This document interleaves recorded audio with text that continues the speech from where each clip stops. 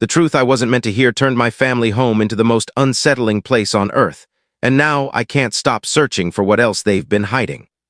My name is Adam Carter. I'm 24 years old, and I've always thought my family was the textbook definition of ordinary.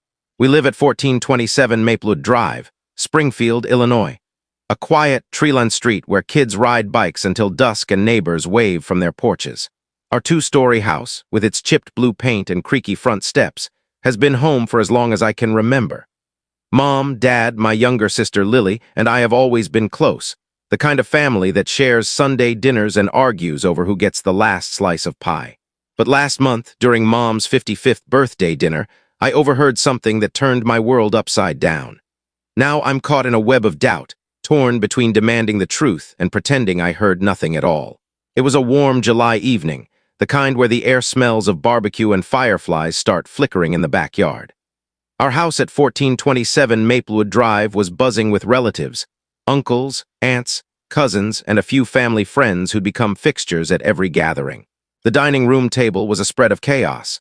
Roast chicken, creamy mashed potatoes, green bean casserole, and Mom's favorite chocolate layer cake from the bakery downtown. Laughter filled the room, and someone had put on a classic rock playlist, Dad's choice, probably Springsteen. I was carrying a stack of dirty plates to the kitchen when I overheard it.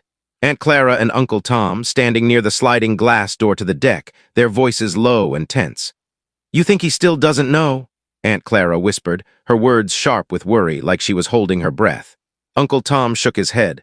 "No one's told him, but he's not a kid anymore. It's only a matter of time." I froze, the plates heavy in my hands. They hadn't seen me, half hidden behind the doorway. My pulse raced, not just from what they said, but from the way they said it, like they were guarding a secret that could unravel everything. Who was he? It had to be me. I'm the eldest, the one who's supposed to step up when Dad retires from his accounting firm. But what could they be hiding? My family wasn't the secretive type, or so I'd thought. We shared everything. Dad's grumbles about his clients, Mom's stress over her garden club duties, Lily's rants about her college applications. So why did it feel like I'd just stumbled into a stranger's house? That night, I lay awake in my old bedroom upstairs at 1427 Maplewood Drive, staring at the glow-in-the-dark stars still stuck to the ceiling from when I was 12. Aunt Clara's words looped in my head. "You think he still doesn't know?" What didn't I know? Was it about me? My parents? Something else entirely? I tried to piece it together, but every thought led to a dead end. The next morning, I watched my family over breakfast. Mom flipping pancakes, Dad reading the Springfield Journal, and everything seemed normal. Too normal, like a scene staged for my benefit. Over the next few weeks, I couldn't shake the feeling that something was off. Little things I'd never noticed before started standing out. Mom would get this tight look around her eyes whenever I asked about her childhood in Chicago, like the time I mentioned her old high school, and she quickly changed the subject to the weather. Dad, usually a chatterbox, clammed up when his older brother, Uncle Frank, brought up the old days during a barbecue at our house. Even Lily, who's 19 and always glued to her phone, started acting strange. I caught her whispering with Mom in the living room one evening, their heads bent close over a photo album. When I walked in, they snapped it shut, and Mom started fussing over a throw pillow like it was a national emergency. I tried to brush it off. Maybe I was reading too much into it. Maybe Aunt Clara and Uncle Tom were talking about someone else, a cousin, a family friend, anyone, but the doubt grew like a weed, choking out my sense of normalcy. I started noticing other things. The way my parents exchanged glances when they thought I wasn't looking, the way conversations stopped when I entered a room. It was like living in a house where the walls whispered but never spoke clearly. One afternoon, I was helping Dad clean out the garage at 1427 Maplewood Drive. We were sorting through boxes of old junk, photo albums, Christmas decorations, my old baseball trophies, when I found a locked metal box tucked behind a stack of tires. It was small, rusted at the edges, with a padlock that looked older than me. "What's this?" I asked, holding it up. Dad's face went pale for a split second before he laughed it off.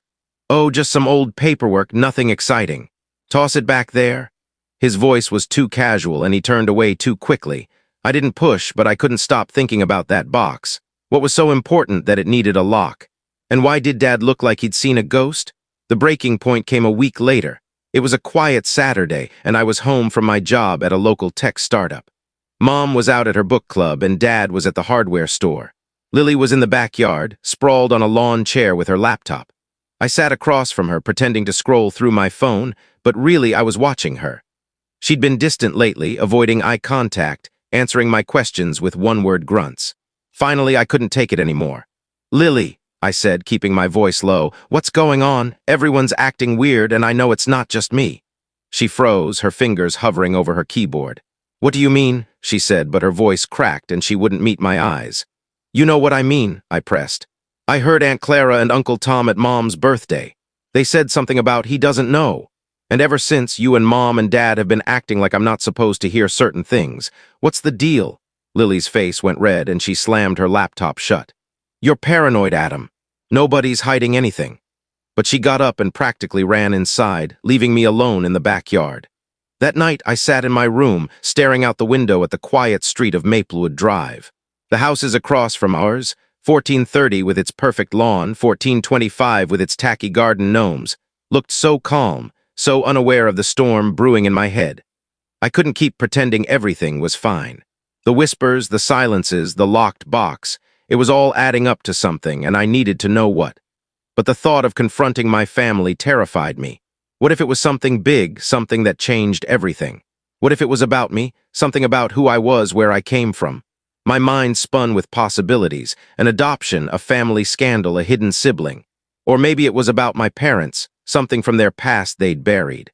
The more I thought about it, the more I realized how little I knew about their lives before I was born. Mom rarely talked about her childhood beyond vague stories of Chicago winters. Dad's anecdotes about his college days were always the same rehearsed tales, like he was reading from a script. I considered my options. I could sit Mom and Dad down and ask them outright, "What are you hiding? Who were Aunt Clara and Uncle Tom talking about?" But what if they lied? Or worse, what if they told me something I wasn't ready to hear? I could keep digging on my own, maybe try to open that locked box in the garage or ask Aunt Clara directly. She's always been the softest of the bunch, the one most likely to crack under pressure. Or I could do nothing. Pretend I never heard anything, go back to my routine, and let the secret stay buried. But could I live with that? Knowing there was something out there, something that made my family look at me like I was a stranger. The next morning, I made a decision. I wasn't ready to confront them, not yet. But I couldn't ignore it either. I started small, asking casual questions to test the waters. Over breakfast at the kitchen table, I mentioned Uncle Frank's comment about the old days and asked Mom what he meant. She hesitated, her fork hovering over her eggs, then said, "Oh, you know, just boring family stuff, nothing worth rehashing." But her smile was tight, and Dad shot her a look I couldn't read. I kept going, dropping little probes into conversations. I asked Lily about the photo album I'd seen her and Mom looking at. She claimed it was just old vacation pictures, but she wouldn't show it to me. I even called Aunt Clara, pretending I was just catching up, and casually brought up Mom's birthday dinner. "It was a great night, wasn't it? Everyone seemed so chatty," I said, hoping she'd take the bait. She laughed nervously and changed the subject to her new job. Each dead end made me more determined. I started paying closer attention to the house itself, as if 1427 Maplewood Drive held the answers. I rifled through old drawers when no one was home, flipped through Mom's recipe books for hidden notes, even checked the attic for forgotten clues. Nothing. Just dust and memories of a childhood that now felt like it belonged to someone else. Then one evening, I got my first real lead. Dad was working late and Mom was at a neighbor's. I was in the garage pretending to organize tools when I found the locked box again. This time, I wasn't letting it go. I grabbed a hammer and a screwdriver ready to pry it open, consequences be damned. But before I could, Lily appeared in the doorway, her face pale. "Adam, what are you doing?" she whispered. I held up the box. "What's in here, Lily? Why's it locked? Why's everyone acting like I'm not supposed to know something?" She bit her lip, her eyes darting to the box. For a moment, I thought she'd tell me, but then she shook her head. "Just leave it alone, okay? You're making a big deal out of nothing." "It's not nothing," I snapped louder than I meant to. "I heard Aunt Clara and Uncle Tom. I see the way you and Mom and Dad act. There's something you're not telling me, and I deserve to know." Lily's eyes filled with tears, but she didn't say anything. She just turned and walked back into the house, leaving me with the box in my hands and a sinking feeling in my chest. That night, I couldn't sleep. I kept thinking about the box, about Aunt Clara's whisper, about the way my family's faces changed when they thought I wasn't looking. I was standing at a crossroads, and I had to choose. Keep digging, risk breaking something I couldn't fix, or let it go and live with the not knowing. The house at 1427 Maplewood Drive felt like it was holding its breath, waiting for my next move. So that is for today's story. If you like the story, hit that subscribe button for this type of more stories.